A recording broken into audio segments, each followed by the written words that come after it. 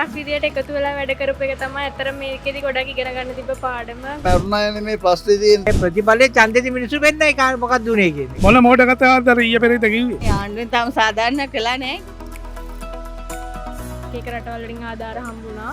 ඒතරම මේ පාරත් ඉතින් අර හැම හරියට ලැබුණු ආධාර ඒ විදියට ලැබිය යුතු අයට ලැබෙනවා නම් ඇත්තටම හොඳයි. දැන් බලන්න රජේ මොනවා කරත් අර අනිත් උන්ට පේන්නේ වැරදිනේ. හැම එකටම කියන්නේ වැරදි. මොනවා කිව්වත් වැරදි. අනේ මන් දන්නේ මට නම් තේරෙන්නේ නැහැ. රජයක වගකීම මිනිස්සුන්ට ආපදා වුණාම උදව් කරන එක.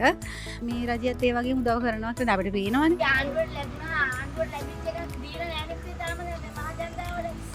තාම ඔය කරණේ හරියෙන් දීපේවනේ තියෙන්නේ. මන්ද පළවෙනි ඉතින් පාලකයෝ සාමාන්‍යයෙන් ඉතින් වැඩක් කරලා තියෙනවනේ රටට. නොකර ඉඳලා නෑනේ. මේක තාම ඉතින් ඔච්චර කලබලයක් වෙලත් තාම නෑ ක්‍රියාමාර්ග. හාල් කිලෝ 1500ක් අපි බාර දුන්න අනාථයින්ට මේ තියෙන්නේ. ඒ බලන්න මේ අපි සත්භාවයෙන් ගිහලා ඒගොල්ලන්ට බාර දුන්නා.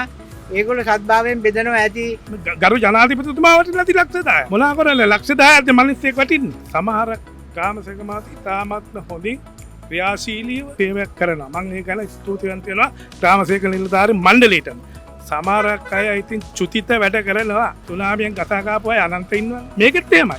ජනාධිපතිතුමා ගැන මම ස්තුතිවන්ත වෙනවා. එතුමා මොනවා වුණත් උමනාවෙන් වැඩක් කරනවා. අනිත් අය ගැන මට කියන්න බෑ. සෝරි.